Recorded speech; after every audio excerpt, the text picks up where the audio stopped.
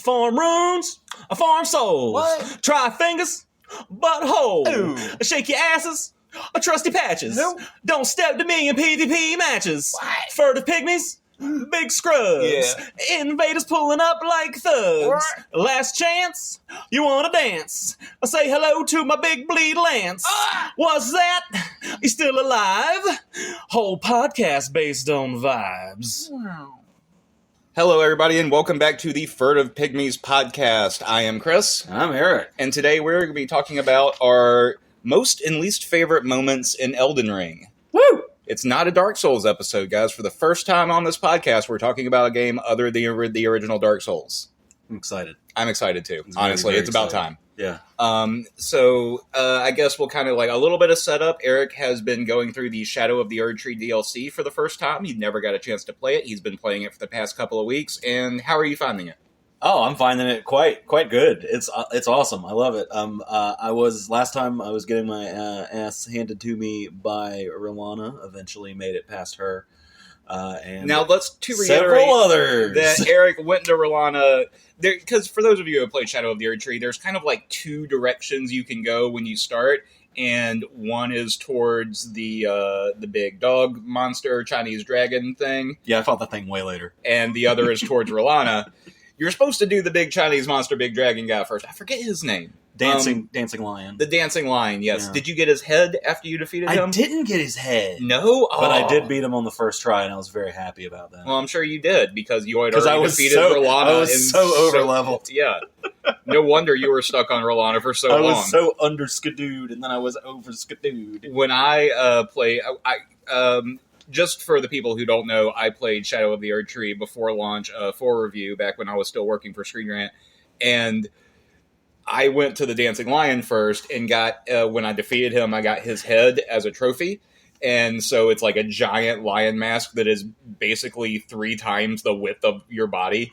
It's just this huge head, and I wore it the entire rest of the DLC. It was my favorite thing. When I think back about Shadow of the Erdtree, I think about my tiny little character's body and his huge giant lion head.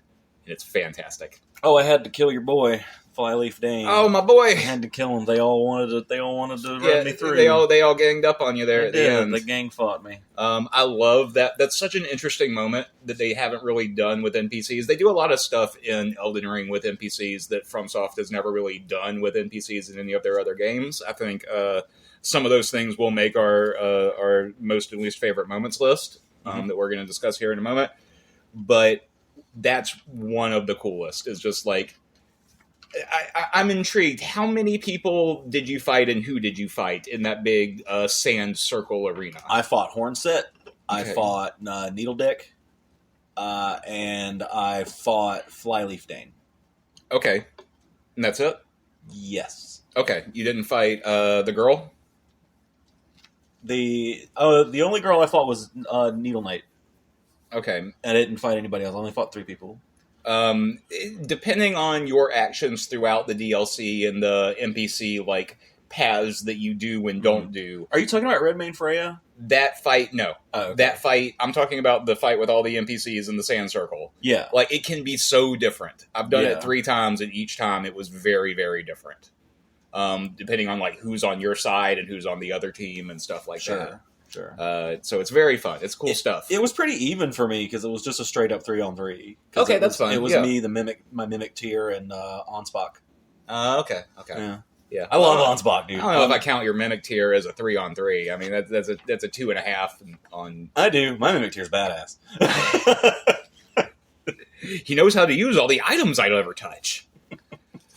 Anyway, so let's get into it.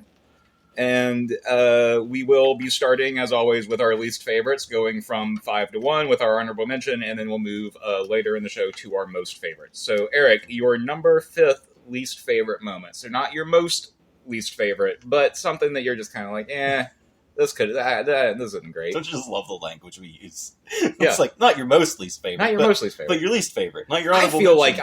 like it's very clear. It is very clear. But, it's fun. What you got? Let me see. I hated what happened to Selen, Sorceress Selen, after you defeat that mad pumpkin head in the ruins. Yeah. Yeah. All she wanted to do was study magic, and she gets turned into a head ball. Okay. Yeah. Not feeling it. Very sad. Sadness ahead. Why is it always sadness? Okay, I will say that I thought a lot about the Academy of Raya Lucaria and everything associated with it as I was making my list. The Academy of Raya Lucaria will come up a few times. It's interesting that you say that because I decided at the end of the day I didn't want it on either of my lists. Oh, wow! I was like, I don't... It's not that I hate it, but I definitely don't look forward to it. Sure. And there are the parts where the first time through, it's kind of some of the coolest stuff in the game. But then on a second and third playthrough, you're just like, I don't care. I just want to go. Like, I don't want to do all this BS. So that's interesting. I do... This is a much vaguer ranking list than we've had before. We've been doing bosses, locations, NPCs, that sort of thing. So this is more... This is our most vibe show yet. Our most vibes-based list of lists that have been incredibly vibes-based so far. The vibiest. And to that end, I will say that my number 5 least favorite moment in Elden Ring is giant crabs every time. And lobster snipers, too. Holy shit. The giant crabs is something that appeared, I believe, first in Dark Souls 3, and I hate them. They're too fast. They come out of the mud, and they're like just fast. And they're just, annoying. Oh, yeah. There's never... And they can come off frame like any second. And there's no benefit to killing them. Like, you don't get enough souls or enough good items. Like, crab eggs. It doesn't, who cares? Yeah, good shit. And I guess, like, in parentheses, I should have also written just kind of like crafting in general. Anything with crafting on at least Elden Ring keeps it simple. At least it gives a little bit more of a reason to go out of your way to, like, find certain things. But that's, again, that didn't really make my list. My list says giant crabs. I'm sick of the giant crabs, and I don't want to see them in another FromSoft game. That's kind of my takeaway there. Dark Souls 4 is going to drop, and Miyazaki's going to be... There's not going to be a Dark Souls 4. Well, there's going to be another FromSoft title. You know, just either Sekiro. No, because the next one's going to be that vampires. Yeah, Dustbloods. It's going to be full of crabs. There's not going to be any crabs. It's going to be vampires. Vampire crabs, which is a species of crab. Look it up. I'm not looking up vampire crabs. Well, what's your number 4? They exist. The first time you go to Farum Azula, it's disorienting. It's... This is the crumbling Farum Azula. This is towards the end of the game. Mm-hmm. This is after you light the kiln, right? And you get transported to Farum Azula. I think after you go up to you light the flame of the giants. Yeah, and then you get transported to Farum Azula. That's not how the first time I went to Farum Azula. I got snared in a trap, and I got. Oh yeah, that'll happen. Yeah, that'll happen. I hated that. Yeah, that was bullshit. Yeah, that was the most disorienting experience. I will say that there's another thing on my list that you also find when you accidentally get snared in a trap, and it's also on my least favorite list. Yeah, so maybe we both should have just written fucking snare trap. Yeah, notes. Snare traps. Some of them I use to my advantage. There's a couple that are nice to teleport between locations with. Yes, Crystal Tunnel. Fuck that one. And that one's going to lead into one of my other picks on the list. I was about to say we'll get to that. We'll get there. We'll get there. All right. So my number 4 is this is a little confusing. I didn't do my proper research, so I'm not sure if this is the right area. But are the underground ants in the Haligtree section? I know there are ants in the Haligtree section. Yeah. They're also in Noxtella, I think. Yeah, okay, so just all of the ants. Every giant ant area, I hate. Mm-hmm. I hate the Haligtree kind of in general. Sure. Just because of the way it's laid out.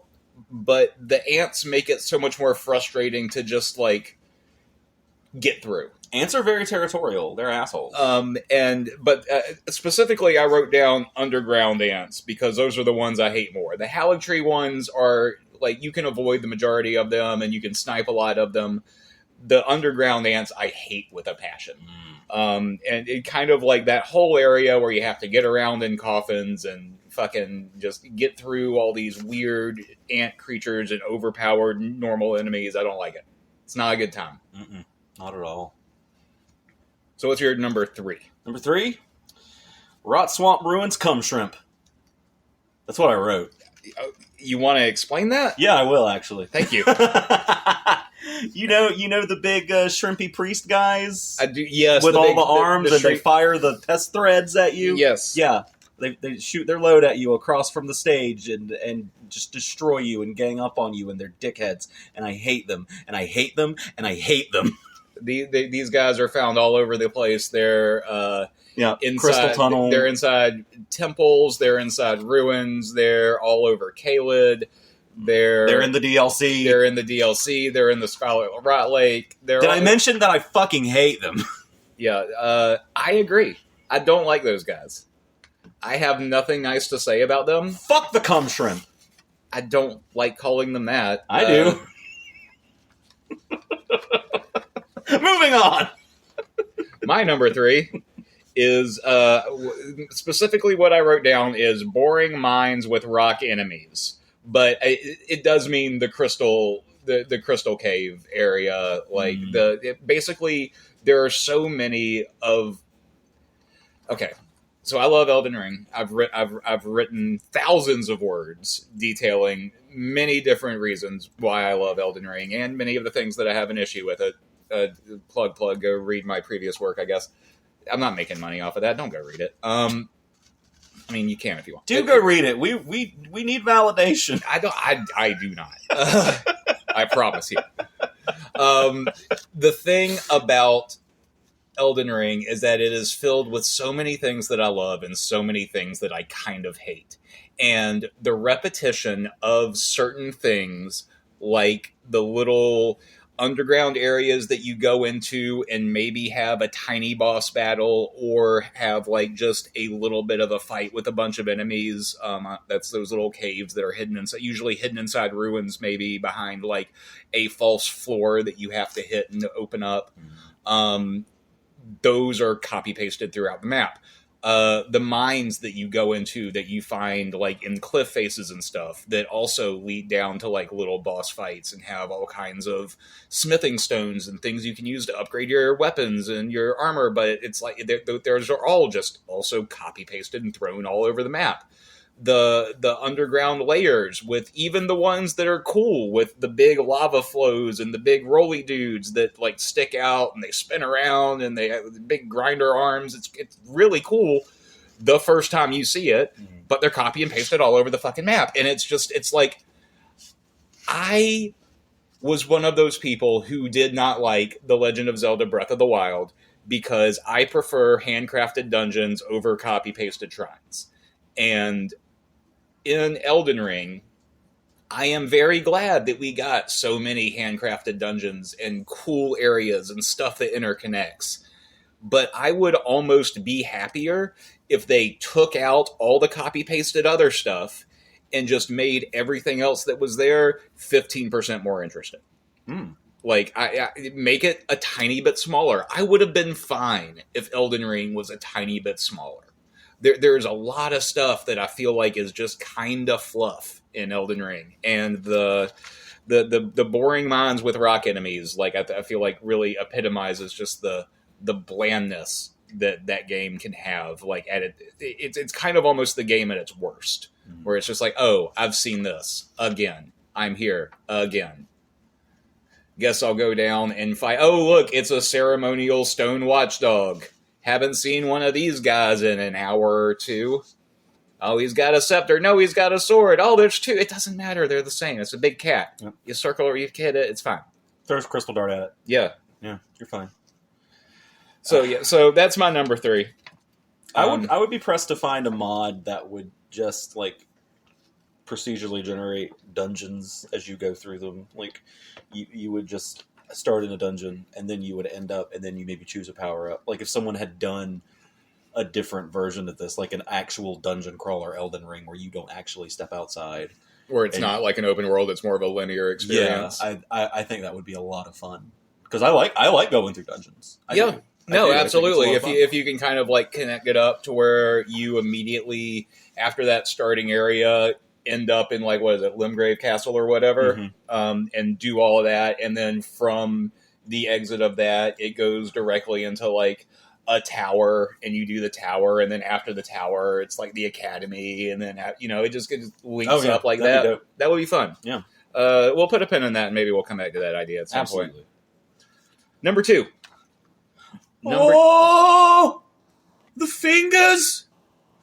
Anytime the fingers do a thing, it's like the fingers. They wiggle and they speak. You don't like the finger maidens. I don't. The old lady finger maidens. I do not like them. Well, let's gather around Meemaw and listen to the Bible stories again. Oh, see, this is, I think, the first part in this list where I strongly disagree with you.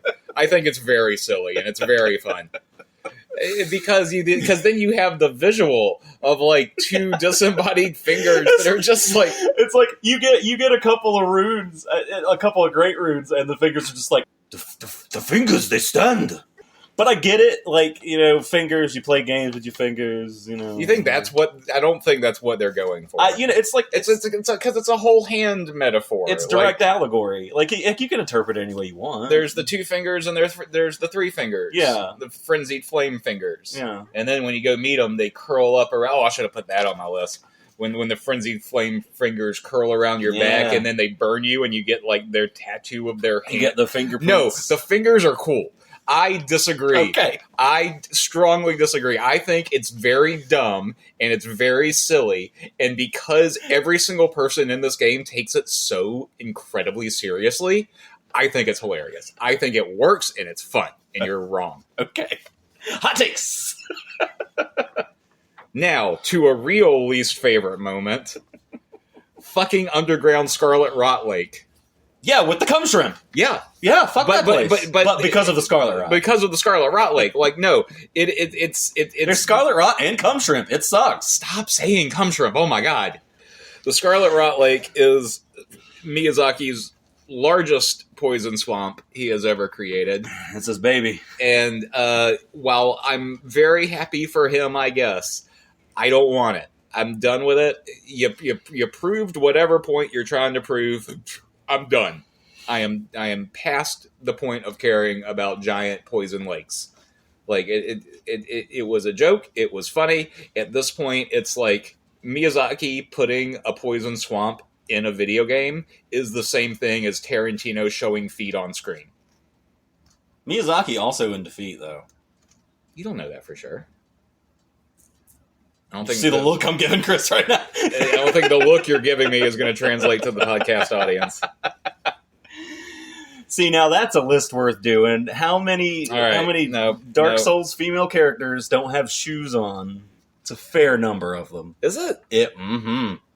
I've never looked. Yeah. I don't usually look at people's feet to see whether they're wearing shoes. The girl in the tower of Demon Souls, pretty sure Crosby Priscilla's not wearing shoes.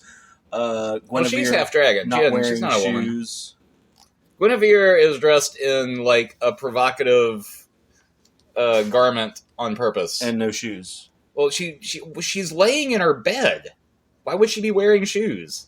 There are so many other female characters in Dark Souls games that are wearing shoes than are not. Okay, sure. 99% of them are clad in full body armor, and the only way you know they are female is that you hear a voice. And even then, you're just assuming. Also, most of those games have like a weird coffin where you can just get in it and then come out the other gender.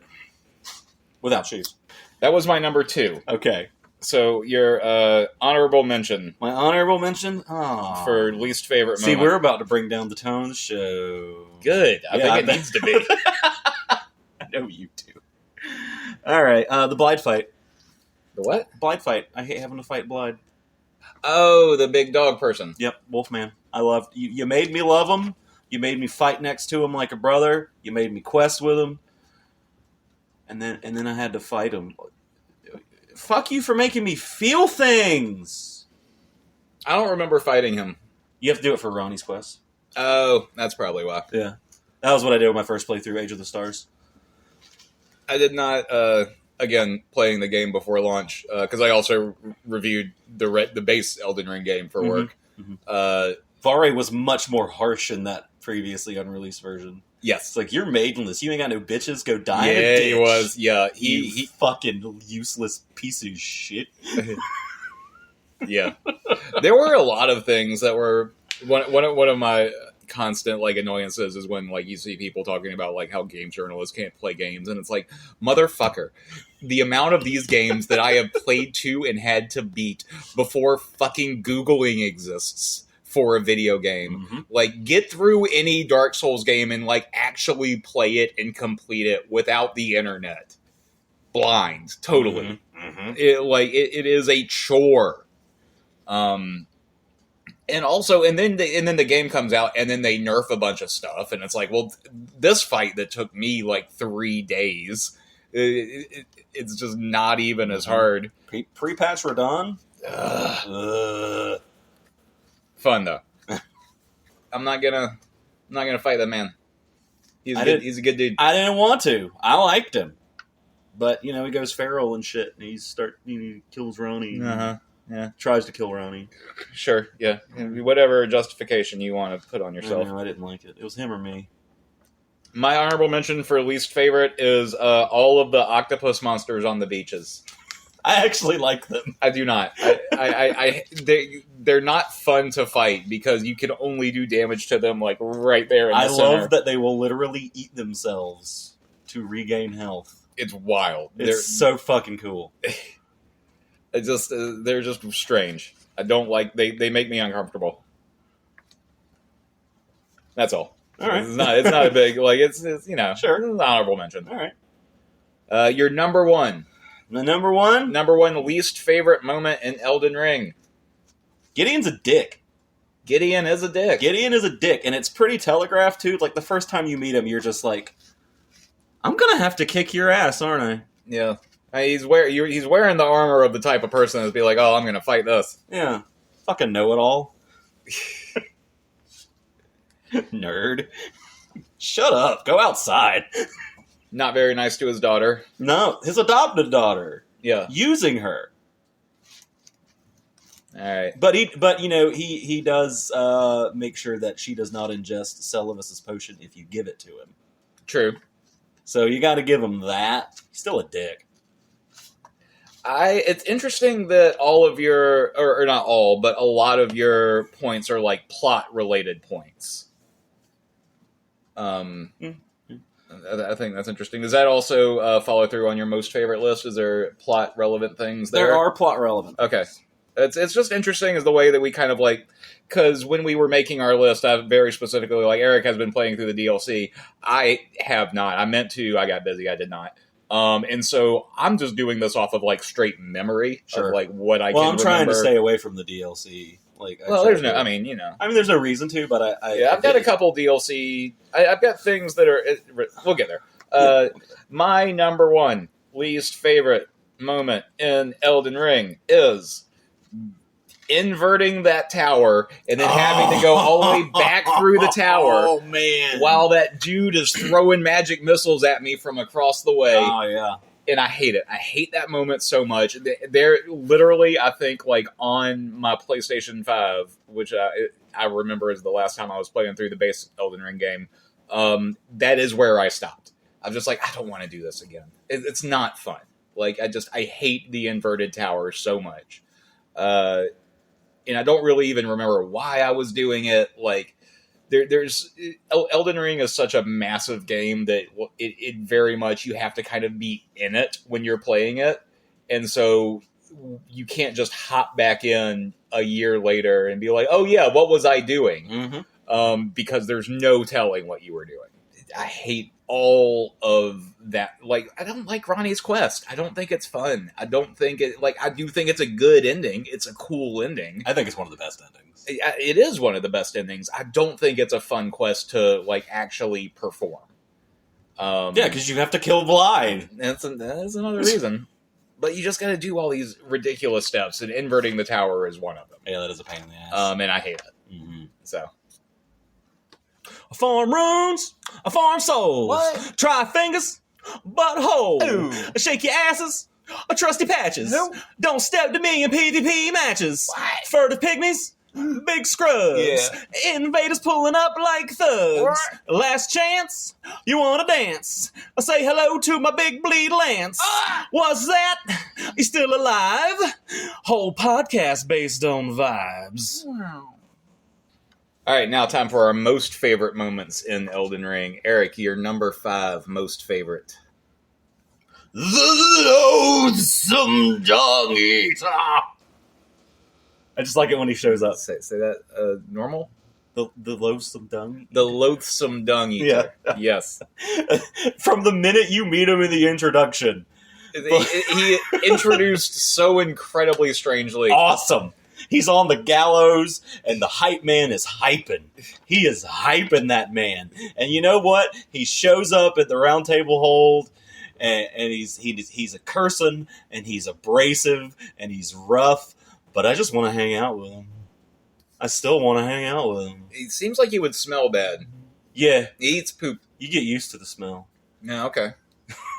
You know. He eats from inside his armor. He eats souls. From poop. From butts. Okay. Directly from the dying butts. He defiles them. He's metal as fuck, and I love him as a character. Dung eater, baby. Right. I think that's the ending I'm going to go for next, is dung ending. Dung ending? Yeah. I'm going to go for the shit curse. My number 5 is also a character. Slightly different. Mm-hmm. The Turtle Pope. Oh, I love Turtle Pope! Yeah. There's a turtle in a church with a Pope hat, and he can teach you miracles, and he can remove... What is it called when you're like... When you've been tainted by evil because you did something bad. Oh, he removes your taint. Yeah. He can give you a cleansing or whatever. Yeah, he can cleanse your taint. The Turtle Pope is one of the best characters.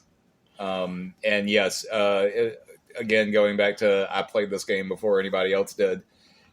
I sure got a lot of upvotes when that game released to the public for my Behold Dog message right in front of that turtle, which I thought was very clever. My favorite message that I've left is when you're in Nokron and you're about to open, you're right before that chest where you get the first like ceremonial infant head. Mm-hmm. My message that I left was, first off, don't panic. Because you're finding an infant head in a fucking chest. Yeah, that's pretty good. That's good. So, okay, your number 4 most favorite. The Radon Festival. The Radon Festival. It's not even so much the fight itself, it's the camaraderie with my boy Blyde, Wolfgang, and Alexander. Everybody loves Alexander. Alexander the Jaw. Yeah. And everybody's other favorite, Trusty Patches. And Trusty Patches Trusty is there. Trusty Patches! Yep. I didn't put this on my list. Will there be a time where we'll talk more about the Patches fight now or later, or should we bring it up now? There will be a time. It's okay. Yeah. Okay. Yeah, I love... So the Radon... the Radon fight, I will go ahead and say, is my number 3. And I wrote down Radon fight before and after...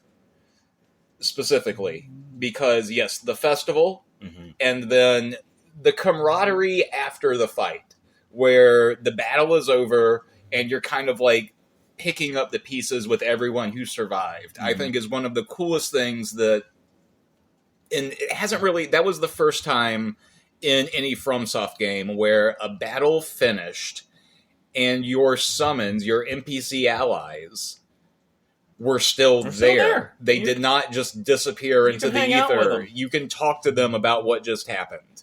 And that was just one of the coolest moments. I loved it so much, and I absolutely agree. It's fantastic. That was your number 4. I had it at my number 3.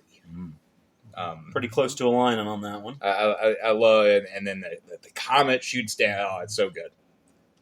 It's all good stuff. Mm-hmm.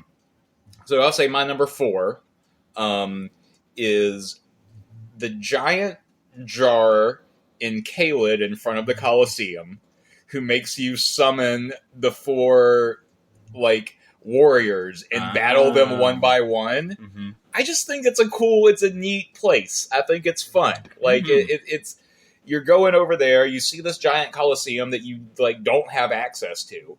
And this is in the base game. I believe later they did like add fights you could do inside of that place, maybe like PvP stuff. When I played it, it was just a coliseum. You couldn't get to, but there was a giant stone jar man with his arms crossed sitting, and he would. How tough are you? Yeah, he would not like interact with you until you proved yourself by summoning and defeating all of these different warriors. And they were all like very different types of builds of characters, and they're pretty difficult, like, one-on-one fights. Just fun. The whole concept is neat. It is a cool place to be, a cool thing to do, a fun time to hang out. Whenever I play like a new game, I kind of like beeline once I'm in Caelid for that area. Mm. And also, I think there's a Asylum Demon. I'm sorry, Erd Tree Avatar. It's an Asylum Demon down there that you can also kill for some easy runes. And a crack tier. Yeah. You get a crack tier off them. All right, so what's your number 3? Obtaining and activating the Dectus Lift and getting to Altus. Okay. Yeah. Obtaining and activating the Deltus Lift and getting to Altus. Getting to Altus and the Dectus Lift. Yeah, absolutely. Dectus Lift. Dectus Lift, yes. yeah. That is the two medallion pieces that you must stick together. One of them. Yeah, because there's also the rolled. Right. Yeah. There's also the other 2 medallion pieces. Yeah. But I really liked the game Aladdin, Miyazaki. But a lot of my best moments are like dam breaking. Like you really realize that the scope of this game is much greater in its lore, map, and scale. Yes, and that's one of those moments. Okay, I agree. For the most part, I think that at the time I kind of felt that I knew I needed this elevator, and I kind of knew where it would take me. So it was more of a I just don't know how to do it yet type thing. So that was your number 3? Yeah, that was number 3. Okay, so I've already said my number 3, so I'll do my number 2. Okay. My number 2 is The Tragedy of Jarburg. Ooh. And The Tragedy of Jarburg I encompass to be how Jarburg appears in the base game, everything we know about Jar people from the base game, and then also what we learn about Jar people in the DLC. I just went through that place. And oh my god. If you thought it was sad before. Although it is not like that first part where you're like dropping down from the jar, like that, where you're dropping down into the jars and everything. That's such a cool little area. Oh, yeah. And then like the first time one of those things like, it lurches out at you. It's like, oh my god, what fresh horror is this? And then it just makes you think about like Alexander and everybody else more, and you're like, oh no. And then when you look back at Jarburg, you're like, I see what happened here.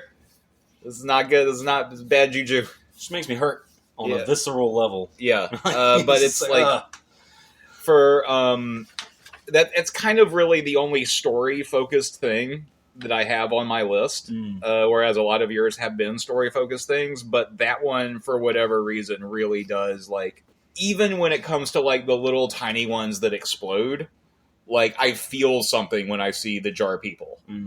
And that, to be able to still bring that out in me is if worth I celebrating. Encounter one that's hostile to me, I always hesitate to fight it. Yeah. I know that it doesn't have to be this way. Should I just shield until this thing destroys itself? Is that more humane? Probably not. But all right, so you're number 2. Another one of those dam breaking moments. Using the key to get into the Academy at Raya Lucaria, really breaking the game open and running away from virgin abductors and fucking giant silver balls. I can see that. Raya Lucaria is a big, like, especially the first time through, it's just, there's going to be another one of these giant dungeons, like, this big, and then just having it be as sprawling. And it is such a different kind of experience than the Limgrave Castle was, because that was more, like, traditional Dark Souls, Demon Souls, kind of, like, armor combat, and this is just all magic, which is pain in the ass. Giant pain in the ass. Everybody's got weird stone faces that you start to learn actually mean something. Wicked good aim. Yeah. A lot of hit scan projectiles, which I'm not a huge fan of. The Burger King is gonna murk your face off. I like the boss fight of Raya Lucaria. I love Rolana. Is that what it is? Rolana? Rolana. Yeah, thanks, George R. R. Martin. Rolana, Renala, Morget. Yeah, it's hard to keep all this. Come on, guys. Godric, Godfrey. Patata. Patches, Pitches. Which is the one where there's the moon and the circle of water? Because that's also in... That's like close to Ronnie's Rise. The moon? Yeah. Because, I mean, I know Rolana summons the moon. It's on the... That is the Rolana fight. You're on the water, thinking of the Rolana and fight? she summons a dragon or some wolves. Yeah. And okay. also the freezing moons. Yes, okay. Yeah, that's Rolana. Yeah, that's a fun fight. It's a fun fight. So is Red Wolf. And then later, you can go there and use her to change all of your attributes, which is nice. Oh, she's the one who turned Scylla into a fucking headwall. Yeah. So it's weird that you... It's all tied around, much like the Elden Ring. You see, is Ouroboros. Ouroboros. All right, what's your honorable mention? Patches. Just patches. Just patches.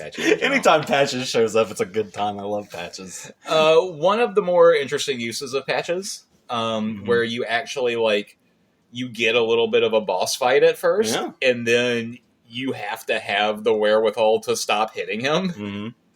If you've got it. And then later he becomes like a merchant and a friend. It's kind of like it's a little bit of bouncing off of his Dark Souls 1 and his Dark Souls 3 personalities, because in Dark Souls 3 he kind of a little bit of a spoiler alert, but Patches starts to figure out that he has been in multiple universes and understands that oh, this is just who I am. I can always do this. So it's fun to see him both be a boss and a merchant here. It's neat. Can't stay mad at him. Never. I guess. I don't know if I agree. I want to kick Patches off a ledge once. I think that would be nice in a game. Yeah. I think it would be nice if the first time we see Patches, he's peering over a ledge looking at something, and there's a little indicator that just says kick. And that we've never seen this character before. And then he becomes antagonistic to us, if we do it. Yeah. But if not, he's super nice. I think that would be a really good turn on the Patches formula. Yeah, Patches is like a Zelda character. He's like Tingle. He just keeps showing up in weird ways. And we love him for it. All right, my honorable mention for most favorite is the difference between this is a very specific pick here. The difference between pre-game Mimic Tier and post-game Mimic Tier. There's a moment in the game when you get the Mimic Tier, and it changes the rest of the game, because all of a sudden you can clone yourself. Yeah. And it opens up literally all of the doors in fights that you were never able to win before. I'm playing with myself, and it's fun! In such a way that has never been done in a game like this before. Mm-hmm. It's how many times have you asked yourselves, how much can I get done if I had a clone of myself? Or how much could I not get done? Because we would just goof off. I don't think I would like hanging out with myself very much. I prefer solitude. Mm. And I think my other self would as well. It's you stay over there. Yeah, we would... It would probably be one of those things where we would instantly try to kill each other to make sure that the other one didn't try and kill each other and take over the other person's life. Sure. I wouldn't trust myself very much if I did that. Mm. I don't know what that says. Yeah. Mentally. Let's not read too much into it. Probably not worth looking into. It's a FromSoft podcast. Okay. You were here. We are here. Our most favorite moment in Elden Ring. And the fact that it hasn't been mentioned yet makes me kind of think it's the same thing. Oh. But I will let you go first. Okay. I'm sticking with the theme of dam breaking. Yes. Uh-huh. Uh-huh. Opening up Nocron and There Nocstella. it is, reaching Nocron for the first Baby! time. Yes. It's the best moment in the game. It's the best area. It's beautiful. There's so much stuff to see and do, and the bosses and the I was like, this is a very, excuse me. When I played Elden Ring again before review, I don't mean to just kind of like harping on this, but it's just kind of like to really drive home the point. Like, no one had seen this yet, and I was playing it, and I was like, "This is a good game. It's really hard. The open world stuff is kind of cool, and the story is very convoluted. I don't really know what's going on." And then I opened an elevator and stepped onto it, and it just kept going down. And it didn't stop. Mm-hmm. And it just doesn't stop. And then you see stars. And you're like, I'm sorry, what? What? We were going... And then the elevator keeps going down. And then you start to see like the ruins in this vast civilization and towers in the distance. And then it's just like, oh no. There's a whole nother game under here. Uh-huh. And like... First you're looking at the map, and the map is kind of the first thing where it's like the Elden Ring's map tricks you in that when you start the game off, it's very, very small, and as you open up areas, it kind of like fills itself up to the borders. And so you think, oh, this doesn't seem like it's that big. But then every time you unlock a new area, the map, like the width and scale of the map increases without ever telling you that's what's happening. So all of a sudden it's just like, oh, I thought it was just this, but then now there's this whole other gap here, and now there's this whole other gap here, and now there's this whole other gap here. And that happens like 20 times, and it's happened like 10 to 15 times already by the time you find this elevator. And then you realize there's a whole nother tab to the map mm-hmm. with all kinds of other stuff on it. And it's insane. It is an insane feeling. I love it so much. Mm-hmm. It's just visually breathtaking, gameplay breathtaking. There's the horn guys who can snipe you from across the map. Not really a big fan of them, but you know what? It's got to add some difficulty to it. Oh, the Minotaur fellas? Yeah, the Minotaur fellas. Yeah, the Minotaur fellas can be a little bit of a pain, but, you know, that's why you got the wild strikes. Because you get a big old sword, you just start wild striking them, they stagger, and it's fine. I'm still wild striking. Wild striking with a bleed proc is my shit. It's kind of the best Ash of War. Yeah. We would do our best ranked Ashes of War, but it would just be wild strikes, and then like nothing because they nerfed Hoarfrost Stomp. I farm runes, I farm souls. What? Try fingers, buttholes. Ooh. Shake your asses, or trusty patches. Who? Don't step to me in PvP matches. What? Furtive pygmies, big scrubs. Yeah. Invaders pulling up like thugs. What? Last chance, you wanna dance? I say hello to my big bleed lance. What's that? You still alive? Whole podcast based on vibes. Wow.